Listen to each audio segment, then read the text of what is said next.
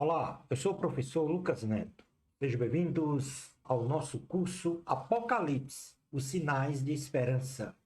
Hoje nós vamos estudar a aula de número 7, que tem como título O Julgamento das Nações. Introdução da lição. A volta gloriosa de Cristo com a sua igreja aniquilará com o império satânico sobre a terra. Nesta aula, faremos uma descrição da volta gloriosa de Cristo com a sua igreja. Conheceremos o tempo e local desta volta gloriosa. Veremos os propósitos desta volta gloriosa. Entenderemos a batalha do Armagedon e finalizaremos o nosso estudo compreendendo o evento do julgamento das nações. Item número 1 da lição. Descrição da volta gloriosa de Cristo com a sua igreja. O nosso Salvador e Senhor Jesus Cristo virá no segundo ato de sua volta a este planeta de forma gloriosa, montado num cavalo branco, tendo olhos como de chama de fogo, usando coroas reais, possuindo um nome secreto que só ele sabe, vestido num manto tinto de sangue, acompanhado dos santos, no caso, a igreja, montados em cavalos brancos, com vestiduras brancas e puras de linho finíssimo. Jesus Cristo, em seu manto e na sua coxa terá uma inscrição, a saber, Rei dos Reis e Senhor dos Senhores, e da sua boca sai uma espada afiada para ferir as nações. Vamos ler no livro de Apocalipse, capítulo 19, versículos de número 11 ao 16, a descrição desta volta gloriosa do Senhor Jesus com a sua igreja. Diz assim a palavra do Senhor: Vi o céu aberto e eis um cavalo branco. Seu cavaleiro se chama Fiel e verdadeiramente julga e peleja com justiça. Seus olhos são chama de fogo. Na sua cabeça há muitos diademas. Tem um nome escrito que ninguém conhece senão ele mesmo. Está vestido com um manto tinto de sangue e o seu nome se chama o Verbo de Deus. Seguiam-no os exércitos que há no céu, montando cavalos brancos com vestiduras de linho finíssimo, branco e puro.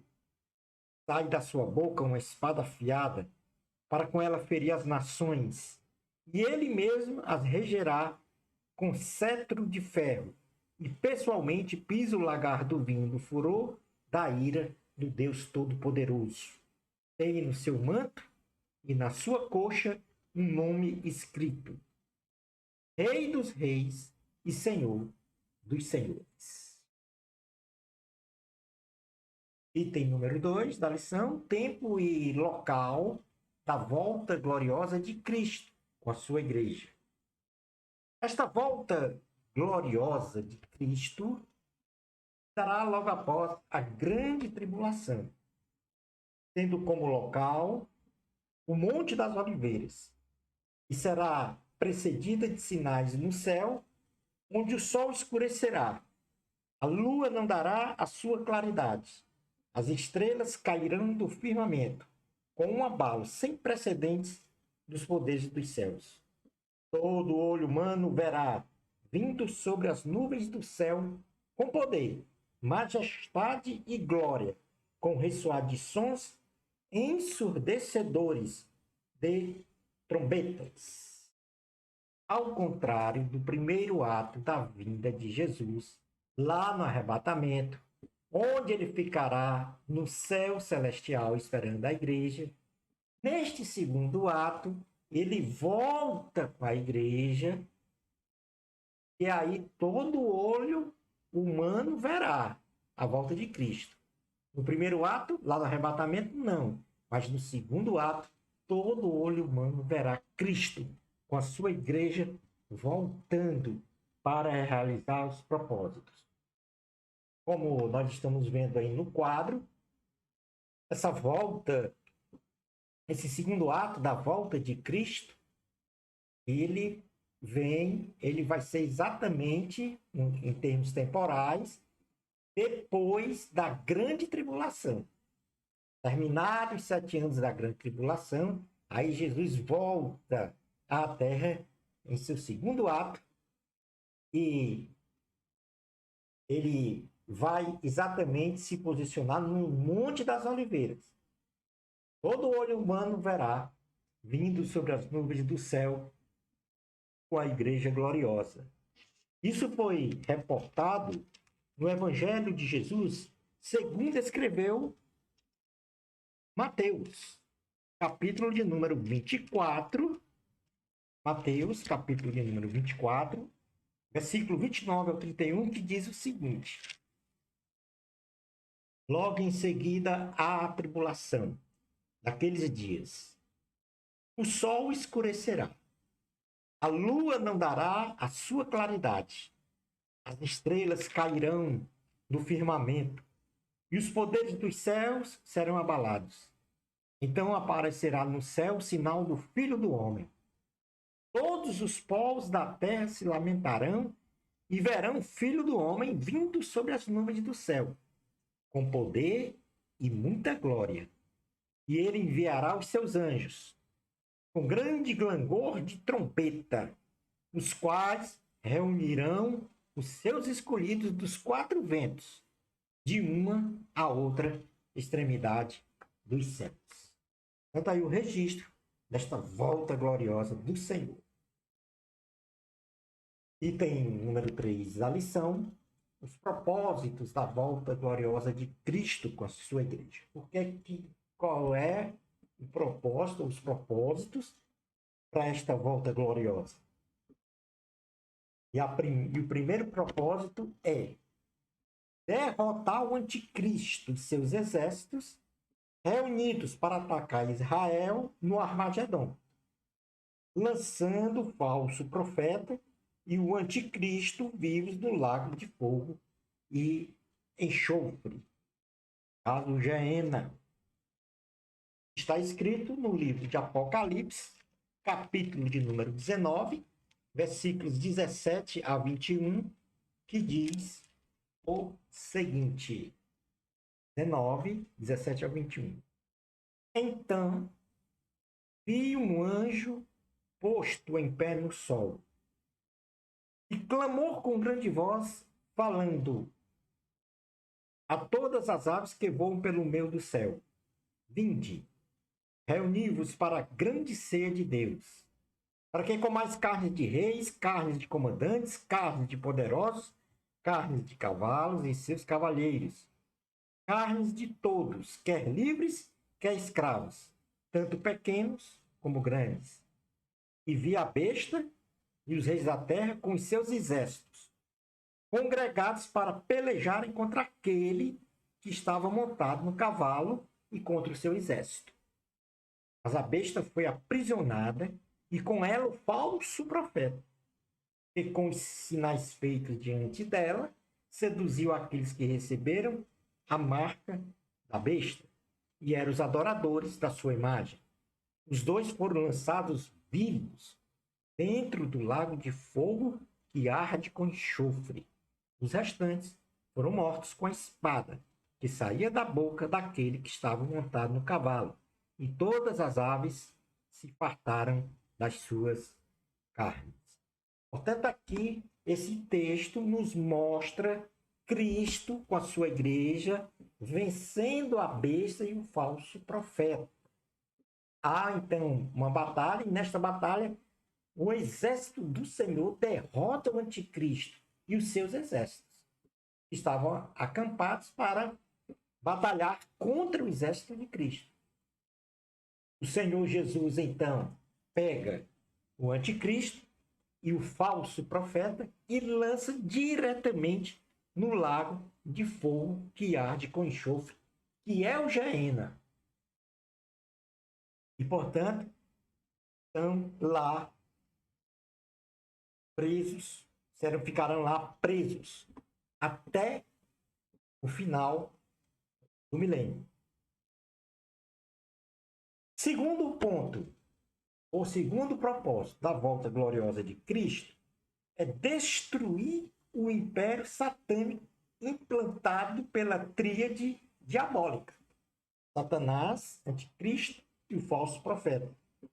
Destruindo a Babilônia, reconstruída pelo Anticristo, e prendendo Satanás por 1000 anos no Tártaro, o local mais profundo do Hades ou Sheol, no caso, o inferno. Portanto, aliás, eu quero fazer aqui uma correção. O anticristo e o falso profeta ficarão no Geena, de forma permanente. Agora, Satanás será jogado no Hades. Nesse sentido, depois do milênio, ele será solto, como nós veremos em aulas mais para frente.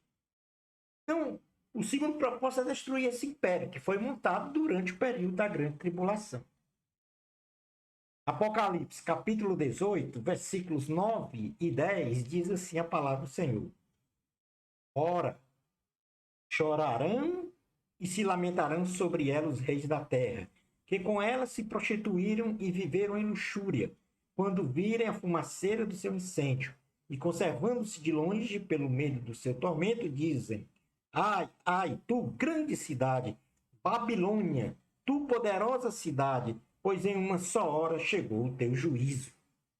Tanto aqui há um registro de lamentos dos admiradores da Babilônia, que aqui está no sentido do império que foi montado por Satanás, o anticristo e o falso profeta. Então, no primeiro momento, há a prisão do anticristo e do falso profeta lá no Geena, e depois a destruição do Império Satânico, aqui simbolizado pela Grande Babilônia, em que Satanás é colocado por 1000 anos no Hades. E nesse sentido, no versículo 21 e 24 do mesmo capítulo 18, diz assim a palavra: Então um anjo forte levantou uma pedra, como grande pedra de moinho, e arrojou-a para dentro do mar, dizendo: Assim com ímpeto será arrojada a Babilônia, a grande cidade, e nunca jamais será achada. E voz de arpistas, de músicos, de tocadores de flautas e de clarins jamais em ti se ouvirá, nem artífice algum de qualquer arte jamais em ti se achará, e nunca jamais em ti se ouvirá o ruído de pedra de moinho. Também jamais em ti brilhará a luz de candeia, nem voz de noivo ou de noiva. Jamais em ti se ouvirá, pois os teus mercadores foram os grandes da terra, porque todas as nações foram seduzidos pela tua feitiçaria. E nela se achou sangue de profetas, de santos e de todos os que foram mortos sobre a terra. Aqui está uma descrição da ruína de Babilônia, que vai ser completa e definitiva. Há ainda uma alusão a esta Babilônia no capítulo 20 de Apocalipse, versículos 1 e 3, que diz assim: Então vi descer do céu um anjo. Tinha na mão a chave do abismo e uma grande corrente. Ele segurou o dragão, a antiga serpente que é o diabo, Satanás, e o prendeu por 1000 anos. Lançou-o no abismo, fechou-o e pôs selo sobre ele, para que não mais enganassem as nações até se completarem os 1000 anos. Depois disso, é necessário que ele seja solto pouco tempo. Portanto, aí a descrição da destruição desse império satânico aqui representado pela Grande Babilônia, que é exatamente esse império montado por Satanás, o anticristo e o falso profeta. E na sequência, Jesus prende Satanás no Hades, que nós conhecemos como o inferno, durante 1000 anos. Que não é o mesmo local do Geena, onde está o anticristo e o falso, onde estará o anticristo e o falso profeta. São dois lugares diferentes. O Hades é um lugar, o Geena é outro lugar. No Geena ficarão lá o anticristo e o falso profeta. E no Hades, Satanás preso por 1000 anos até terminar o governo milenar de Cristo na Terra. Outro propósito é julgar. Jesus volta para julgar os anjos rebeldes que acompanharam Satanás em sua rebelião. Nós sabemos que 1/3 dos anjos, seres celestiais, se rebelaram, seguiram Satanás e se rebelaram contra o Senhor. Então o Senhor agora volta para julgar esses anjos que estão aí livres, atormentando o mundo. Porque o mundo jaz no maligno. A primeira carta aos Coríntios, capítulo 6, versículos 1 ao 3, diz assim a palavra do Senhor: aventura-se algum de vós, tendo questão contra outra, submetê-la a juízo perante os injustos e não perante os santos? Ou não sabeis que os santos hão de julgar o mundo? Ora, se o mundo deverá ser julgado por vós, só acaso indignos de julgar as coisas mínimas? Não sabeis que havereis de julgar os próprios anjos? Então, o apóstolo Paulo diz aqui no versículo 3, da primeira carta aos Coríntios, capítulo 6. Não sabeis que havereis de julgar os próprios anjos? Jesus, mais a sua igreja, vai julgar os anjos rebeldes, ou seja, aqueles que acompanharam Satanás durante todo esse período, desde a rebelião lá no céu até o segundo ato da volta de Cristo, onde também eles vão ser presos.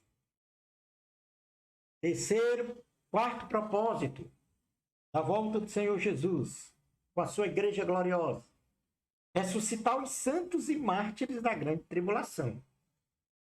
Observe que durante a grande tribulação ficaram pessoas que estavam afastadas do Senhor, pessoas que não creram de verdade no plano de salvação e por isso não foram arrebatadas. Porém, com a palavra no coração, palavra de Deus no coração deles, eles não se dobraram a Satanás. E por não se dobrarem a Satanás, eles então lutaram contra ele, lutarão contra o anticristo, contra esse império satânico, serão mortos, considerados mártires, porque defenderam a causa do cristianismo. Apocalipse, capítulo 20, 4 ao 6, dá exatamente faz este registro, quando diz assim: vi também tronos, e nestes sentaram-se aqueles aos quais foi dada a autoridade de julgar. Vi ainda as almas dos decapitados, por causa do testemunho de Jesus, bem como por causa da palavra de Deus, tantos quantos não adoraram a besta, nem tampouco a sua imagem, e não receberam a marca na fronte e na mão, e viveram e reinaram com Cristo durante 1000 anos. Os restantes dos mortos não reviveram, até que se completassem os 1000 anos. O restante dos mortos aqui está se referindo àqueles que não acreditaram ou que não acreditarão em Cristo no período da grande tribulação. Aí, na sequência do versículo 5 diz: o restante dos mortos não reviverão até que se completasse os 1000 anos. Esta é a primeira ressurreição. Bem-aventurados e santos é aquele que tem parte na primeira ressurreição. Sobre esses, a segunda morte não tem autoridade. Pelo contrário, serão sacerdotes de Deus e de Cristo, e reinarão com ele os 1000 anos. Os mártires vão ressuscitar e vão fazer parte também deste governo milenar de Cristo na Terra. Continuando ainda com os propósitos, Cristo vai promover a reconciliação de Israel com o verdadeiro Messias, bem como com a sua restauração. Ocorre que ainda hoje, Israel, que não é messiânico, ou seja, não acredita em Jesus como sendo o Messias que veio a esta terra, ou seja, ainda estão a esperar o Messias prometido. Jesus, nesta ocasião, vai promover esta reconciliação. Ou seja, toda a nação de Israel que crê que o Messias ainda não veio, vai agora crer neste segundo ato da volta de Jesus. Miqueias capítulo 7, versículo 8, diz assim a palavra do Senhor: Ó inimiga minha, não te alegres a meu respeito. Ainda que eu tenha caído, levantar-me-ei. Se morar nas trevas, o Senhor será a minha luz. Sofrerei a ira do Senhor, porque pequei contra ele, até que julgue a minha causa e execute o meu direito. Ele me tirará para a luz, e eu verei a sua justiça. A minha inimiga verá isso, e a ela cobrirá a vergonha, a ela que me diz: onde está o Senhor teu Deus? Meus olhos a contemplarão. Agora será pisada aos pés como a lama das ruas. No dia da reedificação dos teus muros, nesse dia, serão os teus limites removidos para mais longe. Nesse dia virão a ti, desde a Síria até as cidades do Egito, e do Egito até o rio Eufrates, e do mar até o mar, e do mar até o mar, e da montanha até a montanha. Todavia, a terra será posta em desolação, por causa dos seus moradores, por causa do fruto das suas obras. Então aqui ele começa a fazer uma descrição da terra arrasada. No versículo 14, em diante, ele vai colocar: apacenta o teu povo com o teu bordão, o rebanho da tua herança, que moras sós num bosque no meio da terra fértil. Apacenta-se em Bazã e Gileade, como nos dias de outrora. Eu lhe mostrarei maravilhas, como nos dias da tua saída da terra do Egito. As nações verão isso e se envergonharão, e todo o seu poder porão a mão sobre a boca, e os seus ouvidos ficarão surdos. Lamberão o pó como serpentes, como répteis da terra, tremendo sairão dos seus esconderijos, e tremendo virão ao Senhor nosso Deus, e terão medo de ti. Quem, ó Deus, é semelhante a ti, que perdoas a iniquidade e te esquece da transgressão do restante da tua herança? O Senhor não retém a sua ira para sempre, porque tem prazer na misericórdia. Tornará a ter compaixão de nós. Pisará aos pés as nossas iniquidades e lançará todos os nossos pecados nas profundezas do mar. Mostrarás a Jacó a fidelidade e a Abraão a misericórdia, as quais jurastes a nossos pais desde os dias antigos. Portanto, essa reconciliação está tipificada aqui nos últimos dois versículos, no 19 e no 20. Nós lemos o anterior para compreender o contexto de desolação de que estava Israel, ou que estará Israel no período lá do Império Satânico, da Grande Tribulação. Então ele vem, aí ele diz assim: tornará a ter compaixão de nós. Nós quem? Os israelitas. Pisará aos pés as nossas iniquidades e lançará todos os nossos pecados nas profundezas do mar. Perdão dos pecados dos israelitas. Mostrará a Jacó. Jacó aqui tipifica o próprio Israel, a fidelidade. E a Abraão, a misericórdia, as quais juraste a nossos pais desde os dias antigos. Uma parte mais prática dessa volta de Jesus, ele vai realizar o julgamento das nações. Ou seja, ele vai realizar o julgamento dos gentios, separando os bodes das ovelhas, punindo severamente os ímpios, impedindo-os de entrar no reino milenar, indo para o castigo eterno e abençoando os santos com a bênção da vida eterna e a livre entrada no reino milenar de Cristo. Isso foi descrito no Evangelho de Jesus, segundo escreveu Mateus. Esse julgamento das nações são os gentios, aqueles que ficaram ao lado do Império Satânico, do Anticristo, do falso profeta e também do Satanás. Mateus, capítulo 25, 31 ao 46, ele se reporta exatamente a este grande julgamento. Não é o julgamento do trono branco. Não é aqui não está descrito o julgamento final. Aqui está descrito o julgamento das nações. No segundo ato da volta de Cristo. Quando vier o Filho do Homem na sua majestade, e todos os anjos com ele, então se assentará no trono da sua glória. E todas as nações serão reunidas em sua presença. E ele separará uns dos outros, como o pastor separa dos cabritos as ovelhas. E porá as ovelhas à sua direita, mas os cabritos à esquerda. Quero aqui retornar para o versículo 31, que ele diz assim: quando vier o Filho do Homem, quem é o Filho do Homem? Jesus, na sua majestade, e todos os anjos com ele, aqui, os anjos celestiais e a igreja glorificada. Então ele se assentará no trono da sua glória. E todas as nações serão reunidas em sua presença, julgamento das nações.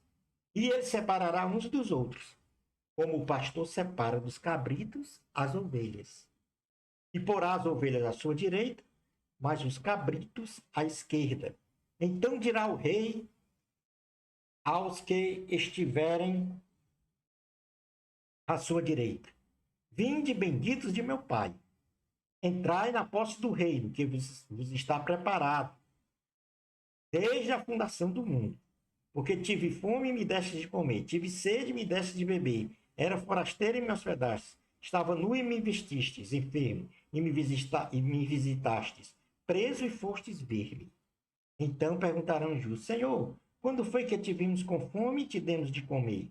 Ou com sede e te demos de beber? E quando te vimos forasteiro e te hospedamos? Ou nu e te vestimos? E quando te vimos enfermo ou preso e te fomos visitar? O rei respondendo lhes dirá: em verdade vos afirmo que sempre que os fizeste a um destes meus pequeninos irmãos, a mim o fizestes.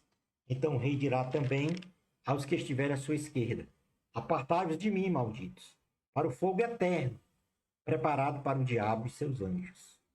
Porque tive fome e não me deste de comer, tive sede e não me deste de beber, sendo forasteiro não me hospedastes, estando nu não me vestistes, achando-me enfermo e preso não foste ver-me. E ele lhe perguntarão: Senhor, quando foi que te vimos com fome, com sede, forasteiro, nu, enfermo ou preso, e não te assistimos? Então lhes responderá: em verdade vos digo que, sempre que deixaste de fazer a um destes mais pequeninos, a mim deixaste de fazer. E irão estes para o castigo eterno, porém os justos para a vida eterna. Então aqui ele vai realizar esse julgamento das nações, separando os ímpios dos justos. E na grande tribulação, a vida continuará das pessoas. Muitos se alinharão com o anticristo, os bodes. Outros não se alinharão com os anticristos, com o anticristo. Permanecerão vivos até o final da tribulação. Estes são as ovelhas. Estes se prostrarão ao Senhor Jesus. Serão as ovelhas neste grande julgamento das nações, com a presença da igreja, Porque nós lemos lá na primeira carta aos Coríntios, capítulo 6, versículos 1 a 3, que nós iríamos não só junto com Cristo, Cristo é o juiz, não só julgar os anjos rebeldes, mas também julgar as nações, junto com o Senhor. E, por fim, implantar o reino milenar de Cristo na Terra, depois dos 75 dias da sua volta gloriosa com a sua igreja. Então, observe que nós mostramos que o segundo ato da volta de Cristo acontece depois da grande tribulação. E passados 75 dias desta volta, aí sim começará então o reino milenar de Cristo na Terra. Cristo vai então governar a Terra por 1000 anos junto com a igreja. A partir de Jerusalém será a capital mundial no reino milenar de Cristo. Daniel 12, 11 e 12 diz assim: depois do tempo em que o sacrifício diário for tirado e posta a abominação desoladora, haverá ainda 1290 dias. Bem-aventurado o que espera e chega até 1335 dias. Tu, porém, segue o teu caminho até o fim, pois descansarás e, ao fim dos dias, te levantarás para receber a tua herança. E aí, nós, quando formos falar do reino milenar de Cristo, nós vamos falar com mais detalhes. Mas o propósito dessa volta é exatamente isso. Então, fazendo aqui uma breve recapitulação. O propósito da volta de Cristo será derrotar o segundo ato da volta. Depois da grande tribulação, Jesus volta com a igreja. Primeiro propósito, derrotar o anticristo e seus exércitos. Joga o anticristo e o falso profeta no Geena, que é o lugar permanente de sofrimento. Segundo, destruir o império satânico. E aí, destrói toda a estrutura, aqui tipificada como Babilônia na Bíblia, e joga Satanás preso no Hades por 1000 anos. O Hades é o inferno, que é o lugar provisório onde lá estão todas as pessoas que morreram sem Cristo. Então, Satanás fica preso ali no Tártaro, que é o lugar mais profundo. Tártaro é o lugar mais profundo do inferno. Terceiro ponto, vai julgar os anjos rebeldes, junto com a igreja. E também aqueles que acompanharam Satanás em sua rebelião. Vai ressuscitar os santos da grande tribulação, aqueles que deram a sua própria vida pela causa do cristianismo. Vai promover a reconciliação de Israel com o verdadeiro Messias. É neste momento que Israel reconhece Jesus como Messias. Vai também realizar o julgamento das nações. Eles, no caso, os gentios, que ficaram a favor do anticristo e aqueles que não se dobraram ao anticristo. Os que ficaram a favor do anticristo serão os bodes. Os que ficaram contrários ao anticristo serão as ovelhas. E, no final, vai implantar o reino milenar. Começa aí, então, o reino milenar. Depois, daqui a pouco, na sequência da aula, vamos compreender, aliás, no próximo item, vamos compreender como é que Jesus, com a sua igreja, vai atingir esses propósitos aí. Ou vai alcançar esse propósito. De que forma? Através da batalha chamada a Batalha do Armagedon. O Armagedon será a consecução de uma guerra a nível mundial a ser travada entre os exércitos arregimentados pelo anticristo, Satanás, anjos caídos das nações ímpias, né? Para destruir Israel e o exército angelical de Cristo. Senhor Jesus, anjo da igreja. Então, o que é que vai ocorrer nessa batalha?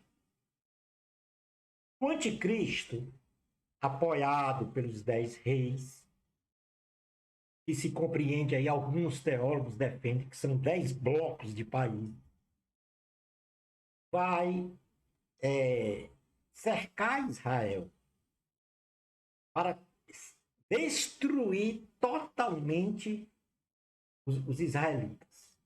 Então, Israel vai ficar cercada por esses exércitos arregimentados pelo anticristo. E aí, é nesse momento do segundo ato da volta de Jesus com a igreja que vai haver essa batalha. E claro, como o nosso general é Cristo e ele não perde nenhuma batalha, não perde nenhuma guerra, é aí que o anticristo, mas o falso profeta é preso no Geena, é aí que Satanás é colocado no Hades, é aí que a Babilônia, a grande Babilônia, cai nesta batalha do Armagedon. Apocalipse, capítulo 16, versículos 12 ao 16, fala exatamente sobre isso. Derramou o cesto a sua taça sobre o grande rio Eufrates, cujas águas secaram para que se preparasse o caminho dos reis, que vem do lado do nascimento do sol. Então vi sair da boca do dragão, da boca da besta e da boca do falso profeta, 3 espíritos imundos semelhantes a rãs, porque eles são espíritos de demônios, operadores de sinais, e se dirigem aos reis do mundo inteiro, com o fim de ajuntá-los para a peleja do grande dia do Deus Todo-Poderoso. Eis que venham como vem o ladrão. Bem-aventurado aquele que vigia e guarda as suas vestes, para que não ande nu e não se veja a sua vergonha. Então os ajuntaram no lugar que em hebraico se chama Armagedon. É a batalha do Armagedon que vai determinar essa derrota do Império Satânico. Então vamos ver quais são os propósitos dessa batalha. Primeiro, salvar Israel da total destruição por parte de seus inimigos. Ou seja, Israel está totalmente cercada pelos exércitos arregimentados pelo anticristo, pelo falso profeta e por Satanás. E aí o Senhor, com a sua igreja, salva Israel desta iminente destruição. Outro propósito é de criar as condições propícias e reais para a implementação do reino de Cristo. Então, o reino de Cristo começará, depois dessa destruição, começará a ser implantado na terra por 1000 anos. No Salmo de número 2, versículos 1 e 12, do 1 ao 12, Salmo número 2, do 1 ao 12, ele fala exatamente desse reinado do ungido de Deus. É exatamente o reino milenar aqui na terra. Diz assim: por que se enfurecem os gentios e os povos imaginam coisas vãs? Os reis da terra se levantam e os príncipes conspiram contra o Senhor e contra o seu ungido, dizendo: rompamos os seus laços e sacudamos de nós as suas algemas. Disse aquele que habita nos céus: o Senhor zomba deles. Na sua ira, a seu tempo, lhes há de falar, e no seu furor os confundirá. Eu, porém, constituí o meu rei sobre o meu santo monte Sião. Proclamarei o decreto do Senhor. Ele me disse: tu és meu filho, eu hoje te gerei. Pede-me e eu te darei as nações por herança, e as extremidades da terra por tua possessão. Com vara de ferro as regerás, e as despedaçarás, como um vaso de oleiro. Agora, pois, ó reis, Sede prudentes, deixai-vos advertir, juízes da terra. Servi ao Senhor com temor e alegrai-vos nele com tremor. Beijai o filho para que não se irrite e não pereçais no caminho, porque dentro de pouco se lhe inflamará a ira. Bem-aventurados todos os que nele se refugiam. Então está aqui uma descrição bem clara de um reinado. Este reinado, no caso, é o reinado de Cristo, porque ele diz assim: proclamarei o decreto do Senhor. Ele me disse: tu és meu filho, eu hoje te gerei. E isso aqui se reporta até ao batismo de Jesus.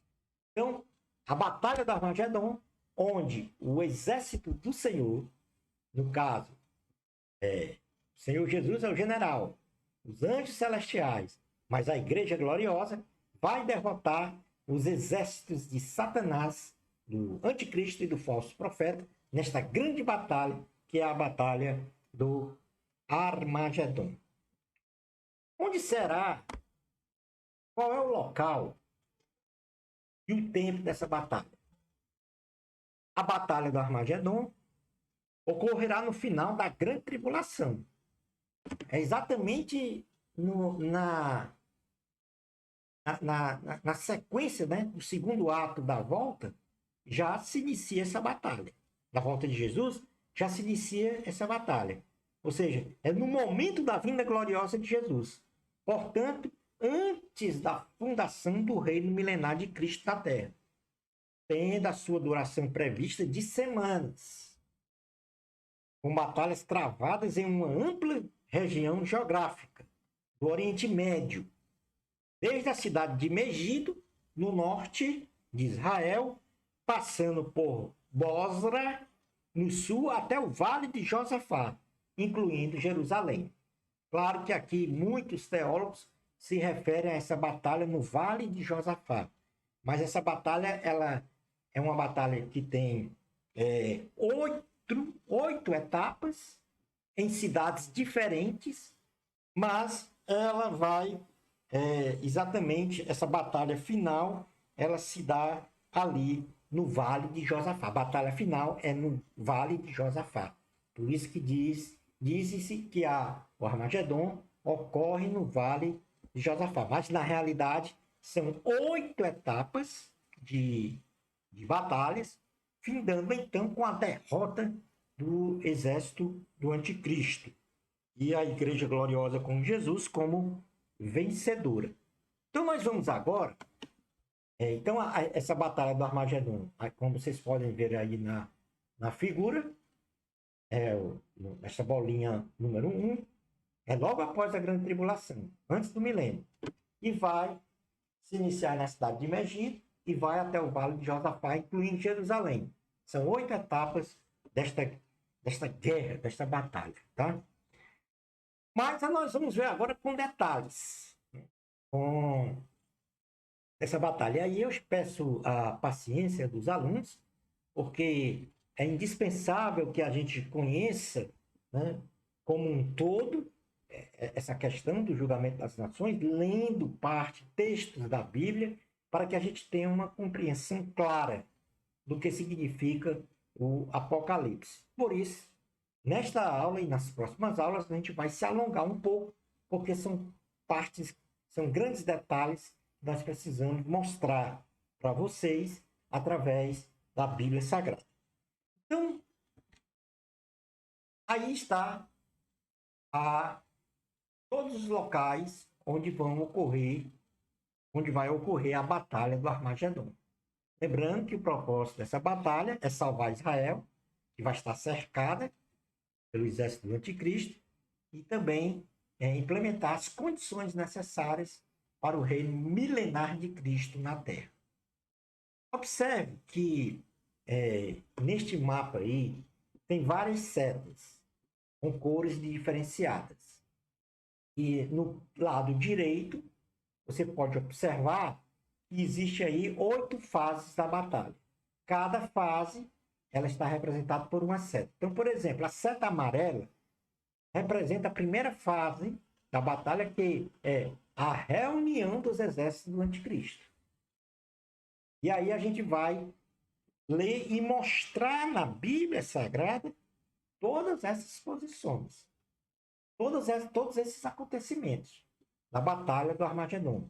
Porque, na realidade, muito se fala dessa batalha, nas pregações, em alguns estudos bíblicos, mas não se detalha com profundidade como é que isso vai ocorrer. Por isso que eu estou pedindo a paciência, para que vocês fiquem com bastante atenção para a compreensão total dessa batalha. Então vejamos. A primeira etapa dessa batalha, está aí indicado pela seta amarela, lá no canto superior esquerdo, é a reunião dos exércitos do anticristo. Os exércitos arregimentados pelo anticristo virão do Oriente, da Babilônia. No caso aqui é a Babilônia futura. Não é a Babilônia antiga, da Babilônia futura. Será destruída. Exatamente nessa batalha. Então, os exércitos arregimentados pelo anticristo virão do Oriente, Babilônia, atravessando o leito do rio Eufrates, que se secou pelo derramamento do flagelo da sexta taça, na grande tribulação, e se reunirão no vale do Armagedon, que é a cidade de Megido. Então, na realidade, lá na grande tribulação, na sexta taça derramada, na grande tribulação, o rio Eufrates se seca para dar exatamente as condições necessárias para para o acesso ao vale do Armagedon. Então, eles se posicionam no Megido, ali já para atacar Israel. Apocalipse, capítulo 16, versículos 12 ao 16, retrata exatamente isso daí. Quando diz, 16, 12 a 16, derramou o sexto a sua taça sobre o grande rio Eufrates, cujas águas secaram para que se preparasse o caminho dos reis, que vem do lado do nascimento do sol. Então vi sair da boca do dragão, da boca da besta e da boca do falso profeta, 3 espíritos imundos, semelhantes a rãs, porque eles são espíritos de demônio, operadores de sinais, e se dirigem aos reis do mundo inteiro, com o fim de ajuntá-los para a peleja do grande dia do Deus Todo-Poderoso. Eis que venham como vem um ladrão, bem-aventurado aquele que vigia e guarda suas vestes, para que não ande nu e não se veja a sua vergonha. Então os ajuntaram no lugar que em hebraico se chama Armagedon. Então aí no Megido, quer dizer, a sexta taça derramada, o rio Eufrates se seca, o anticristo passa pelo rio Eufrates com seus exércitos e se posiciona no vale do Armagedon, no caso aí, o Megido. Posiciona para atacar o exército de Cristo. Em seguida, aí já posicionado pela seta verde, que está aqui mais ou menos no meio do slide, né, o ponto número 2, a destruição da Babilônia. A Babilônia é destruída. Então, enquanto o anticristo reúne os seus exércitos no Vale do Armagedon, na cidade de Megido, no norte de Israel, para atacar e destruir os judeus, o Senhor Jesus atacará com seu exército angelical, imporá uma derrocada ao anticristo, destruindo então a grande Babilônia, reconstruída pelo anticristo no Oriente Médio, para governar o mundo no tempo da grande tribulação. Então, vamos nos colocar aqui no contexto histórico. Quando o anticristo ele inaugura o seu reinado, ele reconstrói a Babilônia antiga para dali governar o mundo. E nesse sentido, quando ele se posiciona lá com seus exércitos lá no Vale do Megido, o que é que acontece? Para atacar os judeus, aí o Senhor Jesus com seu exército, e aí está inserido os anjos e a própria igreja, vai impor uma derrota a eles lá na Babilônia. A Babilônia, que é a capital lá mundial, do anticristo vai ser totalmente destruída. Totalmente destruída, que é a etapa 2 desta batalha. Apocalipse, capítulo 18, versículos 1 ao 8, diz assim a palavra do Senhor. Depois destas coisas, vi descer do céu outro anjo, que tinha grande autoridade e a terra se iluminou com a sua glória. Então exclamou com potente voz, dizendo, caiu a grande Babilônia e se tornou morada de demônios. Ouviu de toda espécie de espírito imundo e esconderijo de todo gênero de ave imunda e detestável, pois todas as nações têm bebido do vinho do furor da sua prostituição. Com ela se prostituíram os reis da terra, também os mercadores da terra, se enriqueceram à custa da sua luxúria. Ouvi outra voz do céu dizendo, retirai-vos dela, povo meu, para não serdes cúmplices em seus pecados e para não participardes dos seus flagelos, porque os seus pecados se acumularam até o céu, e Deus se lembrou dos atos iníquos que ela praticou. Dai-lhe retribuição como também ela retribuiu. Pagai-lhe em dobro segundo as suas obras, e no cálice em que ela misturou bebidas, misturai dobrado para ela. Quanto a si mesmo, se glorificou e viveu em luxúria.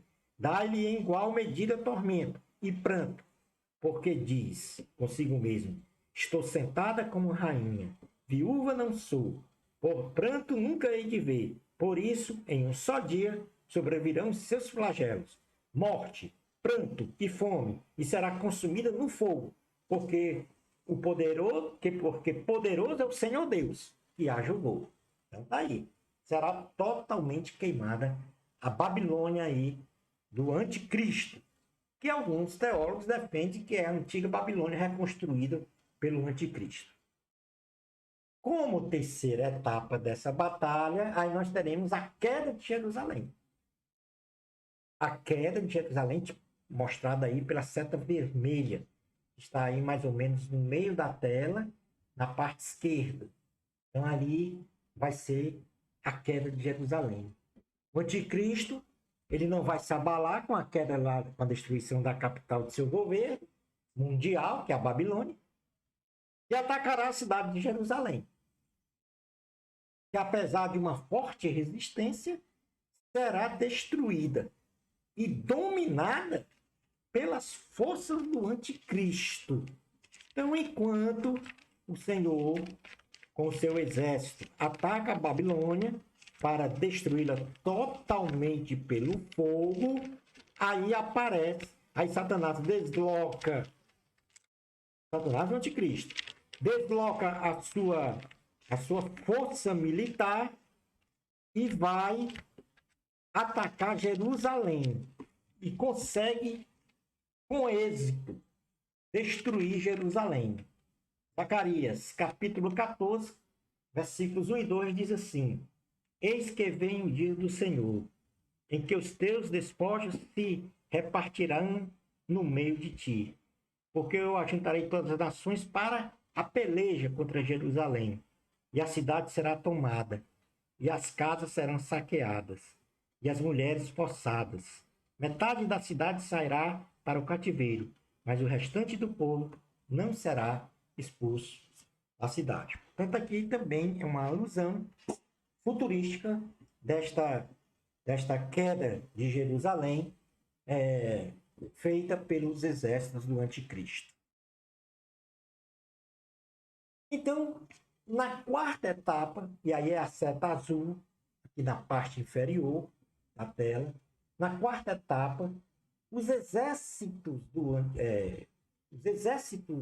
anticristo, eles depois de promover a derrocada de Jerusalém, vão para a cidade de Bosra. E ele, de forma sanguinária, com crueldade, sem compaixão, sem misericórdia, depois de ter dominado Jerusalém, ele marcha para o sul de Israel, com o objetivo de conquistar o território e destruir todos os judeus que fugiram de Jerusalém. Então, os exércitos do anticristo, depois de destruir Jerusalém, fazem uma incursão para o sul de Israel e ali vai matando pelo caminho todos os judeus que eles encontram. Ou seja, há uma perseguição realmente cruel, sanguinária aos judeus nesse sentido. Jeremias 49, versículos de número 13 ao 14, diz assim a palavra do Senhor. Jeremias, capítulo 49, versículos 13 e 14. Porque por mim mesmo jurei, diz o Senhor, que Bósra será objeto de espanto, de opróbrio, de assolação e de desprezo, e todas as suas cidades se tornarão em associações perpétuas. Portanto, aqui uma profecia por parte de Jeremias, a cidade de Bósra, que também será destruída pelo anticristo. Na etapa 5 desta batalha, vai haver a regeneração de Israel. E que regeneração é essa? Em razão da pregação do Evangelho de Cristo pelas duas testemunhas, pelo anjo e pelas 144 mil judeus selados pelo Espírito Santo, a nação de Israel invocará o nome do Senhor Jesus, reconhecendo como Salvador e Senhor. Deixa eu fazer aqui uma explicação para entender o seguinte. Durante o período, quando a igreja é arrebatada, muitos teólogos dizem que o Espírito Santo também sairá da terra. Mas o sentido dessa saída não é a saída da presença do Espírito Santo, porque o Espírito Santo é onipresente, está em todo lugar. Na realidade, o Espírito Santo deixa de operar como hoje opera, porque depois do arrebatamento, a igreja já está salva no céu. Porém, Deus, em sua infinita misericórdia, Deus, em seu infinito amor, manda mensageiros para continuar a pregação da palavra, mesmo dentro da grande tribulação. Enquanto que, de um lado, o anticristo vai forçando as pessoas a segui-lo, no sentido do controle econômico, do controle político e até mesmo do controle militar, Deus manda mensageiros para pregar a palavra, para salvar as pessoas que estão ali na grande tribulação, porque na grande tribulação vão nascer pessoas e ainda estarão lá, gente que estava afastada do Senhor, que não foi arrebatada, mas continua com a semente plantada. E o Senhor manda exatamente esses mensageiros para avivar a palavra de Deus no coração deles, para avivar a fé. Então, esses são as duas testemunhas, ou seja, dois pregadores da palavra, que nós vamos estudar em aulas mais para frente, os 144 mil judeus, que também serão os evangelizadores ali de Israel e de quem estiver no mundo naquele momento, e também um anjo.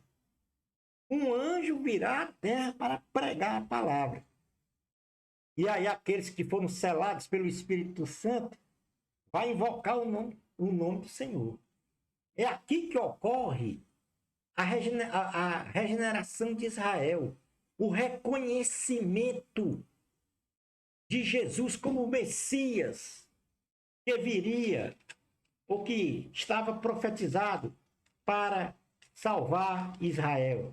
Aqui, realmente, Israel compreende que Jesus é o Messias. Zacarias, capítulo de número 12, versículos 7 ao 11, diz assim a palavra do Senhor.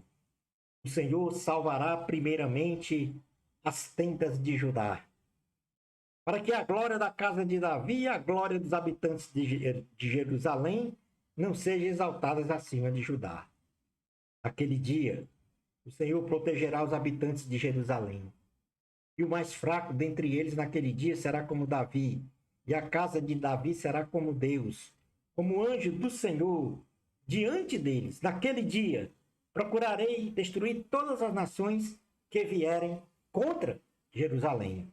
Ou seja, aí é a salvação de Jerusalém, é a regeneração de Jerusalém. O anticristo não consegue destruir todos os judeus, porque o Senhor vai salvar os israelitas. E esses reconhecerão que Cristo realmente é o Messias. Como sexta etapa, nós temos aí a volta gloriosa de Cristo, tipificada aí para libertar, né? Isso está com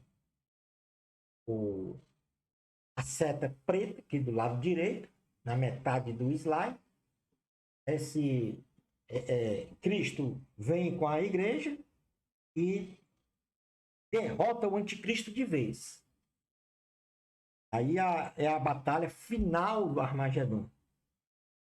Então, na realidade, essa sexta etapa é a tipificação da volta como um todo. Né? É o exército que agora, o exército de Jesus agora se desloca para finalmente derrotar o anticristo e seu exército. No final da peleja no Vale de Josafá, está aí tipificado com a seta lilás, mais ou menos do lado esquerdo, médio do slide. Então, chegando no Vale de Cedron, também conhecido como Vale de Josafá, que é o último local da batalha do Armagedon. Jesus impetrará uma fragosa derrota final aos exércitos do anticristo.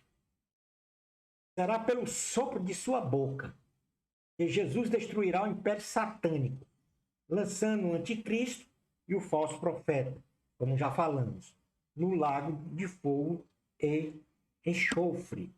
Essa batalha aí no Vale de Josafá, ela foi descrita por Joel. Joel, capítulo 2, versículo de número... aliás, Joel, capítulo 3, versículos do 9 ao 17, ele descreve essa última batalha no Vale de Josafá, né? Quando ele diz assim, no versículo 9 ao 17: proclamai isto entre as nações, apregoai guerra santa e suscitai os valentes.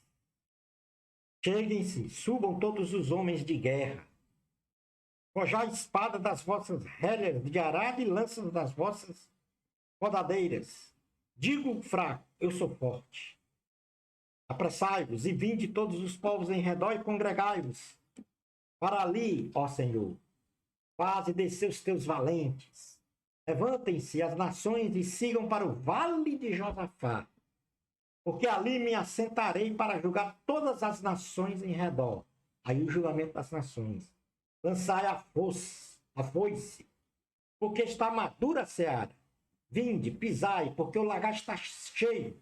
Seus compartimentos transbordam, porquanto a sua malícia é grande.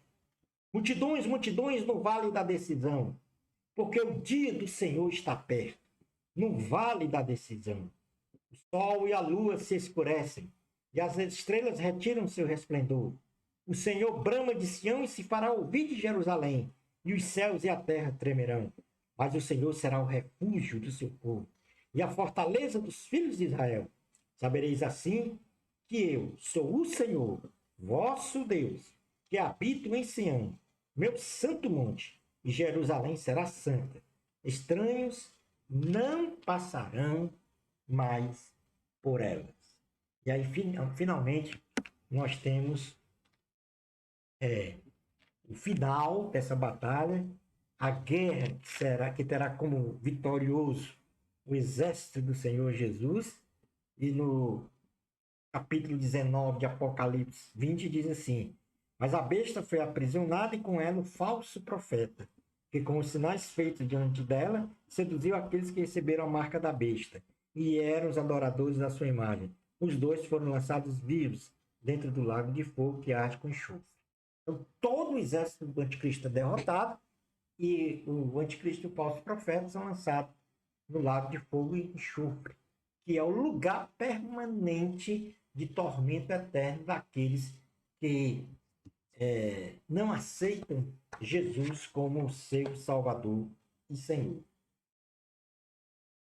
Na oitava etapa, que está aí mostrado pela seta branca, a ascensão vitoriosa no Monte das Oliveiras. Então, após a destruição do Império Satânico, o Senhor Jesus vai se posicionar no cimo do Monte das Oliveiras para realizar o julgamento das nações. E aí, a partir daí, iniciar o reino milenar de Jesus, que é um reino que vai perdurar 1000 anos, né? 1000 anos. E isso está escrito no livro de Zacarias, capítulo de número 14, do versículo 13 ao 11, que diz o seguinte. Zacarias, capítulo 14, desculpe, versículos 3 ao 11, que diz o seguinte. Eis, capítulo 14, a partir do versículo 3. Então sairá o Senhor e pelejará contra essas nações, como pelejou no dia da batalha. Aquele dia estarão seus pés sobre o Monte das Oliveiras, que está defronte de Jerusalém para o Oriente. O Monte das Oliveiras será fendido pelo meio, para o Oriente e para o Ocidente. E haverá um vale muito grande. Metade do monte se apartará para o norte, e a outra metade para o sul. Fugireis pelo vale dos meus montes, porque o vale dos montes chegará até Azal. Sim, fugirei como fugiste do terremoto nos dias de Uzias, rei de Judá. Então virá o Senhor meu Deus, e todos os santos com ele. Acontecerá naquele dia que não haverá luz, mas frio e gelo. Mas será um dia singular, conhecido do Senhor. Não será nem dia nem noite, mas haverá luz à tarde. Naquele dia também sucederá que correrão de Jerusalém águas vivas, metade delas para o mar oriental, e a outra metade até o mar ocidental. No verão e no inverno sucederá isto. O Senhor será rei sobre toda a terra. Naquele dia, um só será o Senhor, e um só será o seu nome. Toda a terra se tornará como a planície de Geba, a Rimon, ao sul de Jerusalém. Esta será exaltada e habitada no seu lugar, desde a porta de Benjamim até o lugar da primeira porta, até a porta da esquina, e desde a torre de Hananel até os lagares do rei. Habitarão nela e já não haverá maldição, e Jerusalém habitará segura. Portanto, aí está a grande vitória do exército do Senhor Jesus sobre o anticristo. E então vai se iniciar, como nós já falamos aí, o julgamento das nações. Nós já falamos alguma coisa sobre isso. Vamos definir, após a gloriosa vinda do Senhor Jesus e da campanha bélica do Armagedon, o Senhor Jesus julgará todos os gentios, nações da terra, ao assentar-se no trono de sua glória. E é neste contexto que, mais uma vez, veremos a diferença entre aqueles que são e aqueles que não são servos de Deus. Nós já falamos sobre isso lá nos propósitos, e o propósito é de realizar o julgamento dessas nações, separando os bodes das ovelhas. Inclusive, já lemos, está lá isso registrado em Mateus capítulo 25, versículo 31 a 46. Vai punir severamente os ímpios, impedindo-os de entrar no reino milenar, indo para o castigo eterno, e abençoando os santos com a bênção da vida eterna. E aí os santos terão a livre entrada no reino milenar de Cristo, aqui na Terra. Então, neste momento, está tudo consolidado, no sentido de o Império Satânico já totalmente destruído. Passou a grande tribulação, Jesus voltou no seu segundo ato com a sua igreja, derrotou Satanás, o anticristo, o falso profeta, nas 8 etapas da batalha do Armagedon, e agora fez esse julgamento das nações, separando os bodes das ovelhas, os ímpios dos justos, e a partir daí começa o reino milenar de Cristo aqui na Terra. Uma terra restaurada depois da grande tribulação. Que, como nós vimos em aula anterior, na grande tribulação, parte da terra vai ser totalmente destruída pelos flagelos. Jesus restaura e começa então o reino milenar aqui na terra. Vamos ver qual foi o tempo e o local deste julgamento, né? Este julgamento ele se dará imediatamente após a campanha bélica do Armagedon. E presume-se que será realizado lá no Vale de Josafá, ou como nós vimos anteriormente, no Monte das Oliveiras, né? No Vale de Josafá é a batalha final, onde o exército do anticristo é destruído. E no Monte das Oliveiras, ele fará esse julgamento aí para separar os bodes das ovelhas. Concluindo a aula de hoje. A volta gloriosa de Cristo com a sua igreja marcará a preparação para o reino teocrático de Cristo aqui na Terra, por 1000 anos, numa atmosfera do pleno conhecimento de Deus e da verdadeira paz entre os homens.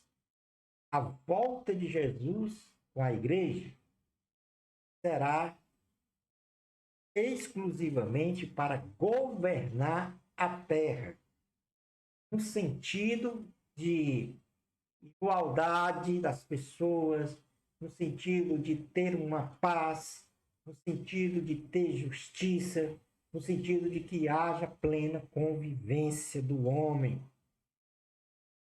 E é nesse sentido que a volta de Jesus, como propósito final, é para implementar o reino milenar de Cristo aqui na Terra. Shalom Adonai. Bênçãos especiais de Jesus para você. Amor a Cristo. Até a nossa próxima aula do curso Apocalipse, os sinais de esperança. Lembrando sempre, a glória é de Deus. Até a próxima aula, se Deus permitir.